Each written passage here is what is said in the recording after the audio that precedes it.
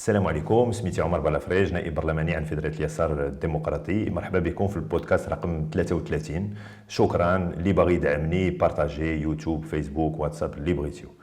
هذا الاسبوع كان عندنا بعد نهار الاثنين لقاء شهري مع السيد رئيس الحكومه في البرلمان. طرحت السؤال على الريف وعلى زاكورا، وزاكورا سولت انا بطريقه مباشره وعلاش مازال كاين الدلاح في زاكورا الوقت اللي الناس كيموتوا بالعطش. السيد رئيس الحكومه اعتذر للناس ديال زاكورا المشكل اللي كاين، ولكن ما جاوبنيش على مساله القضيه ديال الدلاح. اللي بغى يشوف انا كنطرح اسئله حول هادشي ديال الماء صالح للشرب هاد السنه كلها في البلوغ. شوفوا البلوغ تلقاو الاسئله والاجوبه اللي جات من بعض الوزراء. النقطه الثانيه، بدينا في النقاش ديال القانون الماليه، ولكن قبل ما نبداو ذاك النقاش السيد الرئيس سيبوانو اعلن بان تكلم عن المهمه الاستطلاعيه في مجال المحروقات. باش نذكركم انا في شهر 5 شهر ماي طلبت مهمه استطلاعيه في هذا المجال، حيث هو مجال سميتو الاثمنه كتنقص على المستوى الدولي، وحنا في المغرب مازال الثمن ديال ليسونس والغازوال الغازي وكيطلع، والمنافسه ما خداماش، كاين مشكل ديال المنافسه.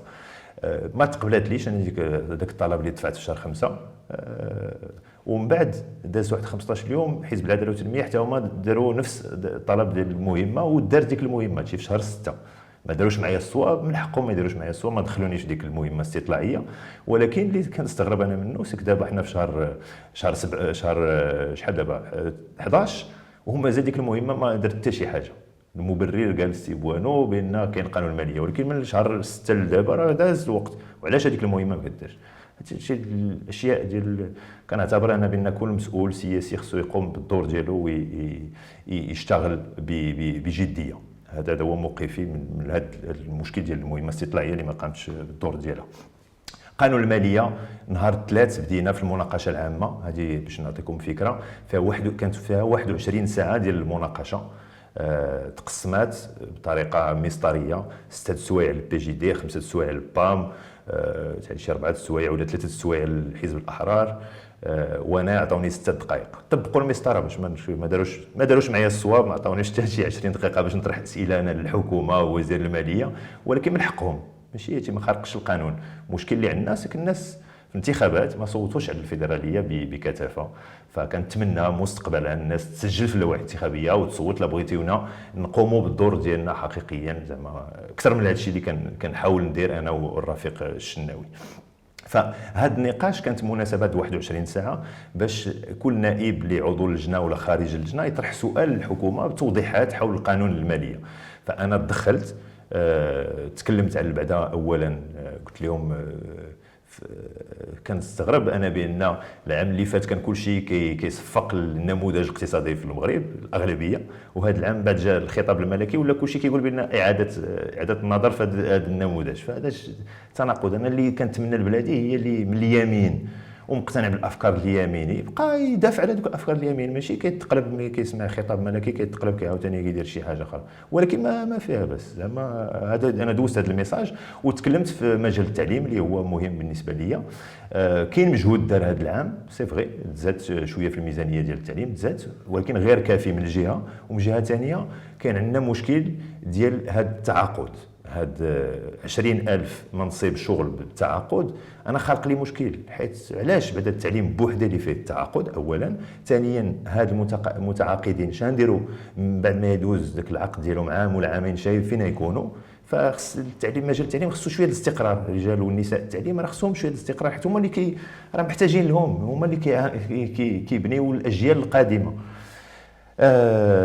فهذا من الموقف اللي عبرت عليه، وطرحت عدد الاسئله للسيد وزير الماليه اللي بالمناسبه كنشكرو باسكو كيحضر في جميع اللقاءات وكيعطي الوقت هو والطاقم ديالو، وفروا لنا بزاف ديال المعطيات كتب حول جميع الاشياء اللي كتعلق بالميزانيه ديال البلاد، والدراسه كنقوموا بها. نهار الجمعه كملنا هذه المناقشه العامه ودخلنا نهار الجمعه في المناقشه التفصيليه ماده بماده.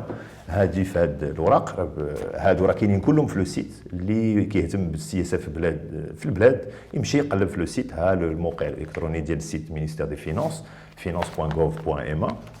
دونك في الماده بدينا المناقشه، ونفس الشيء المناقشه ما فيهاش هادشي ديال الوقت، اللي باغي يدوي كيدوي، وهذه انا كنستغل الفرصه باش كنطرح اسئله كنعبر على المواقف، ولكن كنطرح اسئله باش نوضح توضح لي بعدا الرؤيه اللي كاينه عند الحكومه.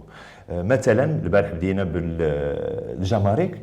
استغربت انا بواحد الامتياز الضريبي اللي كاين في عدد المجالات. هادشي ديال الامتيازات الضريبيه فيه واحد الغموض، ولكن واحد بالضبط اللي ركزت عليه انا البارح هو واحد الامتياز ضريبي كاين عند القوات المسلحه في استيراد الدجاج واللحم. عطيناهم دايرين لهم واحد الامتياز. انا ما فاهمش. انا القوات المسلحه على الراس والعين، حنا عارفين الدور اللي كتلعب، دور مهم في المغرب هادشي كله، ولكن علاش القوات المسلحه تستورد اللحم والدجاج من برا؟ واش ما كاينش الدجاج واللحم في المغرب؟ وماشي لا بغينا ندعموا هذا القطاع الفلاحي في البلاد، ما خصناش جميع المؤسسات الدوله تولي تشري اللحم والدجاج ديال المغرب؟ فهذا تناقض حقيقي. انا بالنسبه لي في التصور الا كنا باغيين ندعموا المنتوج المغربي راه خصنا جميع المؤسسات تخدم في هذا الشيء. فهذه طرحت السؤال وطلبت معطيات اضافيه من طرف السيد الوزير، شحال كتستورد؟ ما قدش يجاوبني على شحال كتستورد القوات المسلحه في ميدان هادشي في الدجاج واللحم، ولكن كنتمنى وهادشي في المقترحات التعديلات غنجيب اشياء ملموسه. دونك هذا النقاش ماده بدينا فيه وهنستمروا فيه انطلاقا من الثلاث يوميا، من الثلاث الاربعاء الخميس. ومقترحات التعديلات هتكون بالجمعه الجايه. دونك غنجيب مقترحات التعديلات حول القانون الماليه بصفه عامه. فوالا. في مجال التعليم كنقول لكم بان مجال التعليم مهم جدا. ها هو واحد التقرير عاد خرج ديال اليونسكو، ها هو يبان لكم اللي كيبين عاود مره اخرى بان المغرب راه معطل في هذا المجال. شوفوا لو غراف، ها هو لو غراف كيبان لكم. شوفوا المقارنه بين المغرب وتونس. عدد السنوات اللي كدوز اي واحد عنده 20 عام شحال قرا من سنه. ها انتم كيبان لكم واشياء كتبان في هذا التقرير وجميع التقارير في هذا الميدان بان غنعطيكم واحد الرقم اللي خلعني انا زعما حتى ما كنتش كنعرفوا بان المغاربه بين 15 و 24 عام عندنا مليون اللي امي ما كيعرف لا يقرا لا يكتب. مليون تصوروا.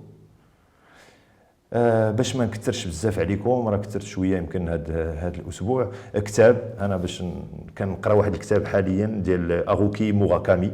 هذا ياباني، كاتب ياباني، وكنتصنت على واحد الموسيقى اللي جاتني الفكره من هذا الكتاب. كيتكلم على ليس، واحد الكومبوزيتور اونغرو. تصنتوا على موسيقى شويه زعما ماشي شويه حزينه، زعما كتجيب شويه الحزن، سميتها لو مال دو بي. شكرا على المتابعه والى اللقاء في بودكاست مقبل.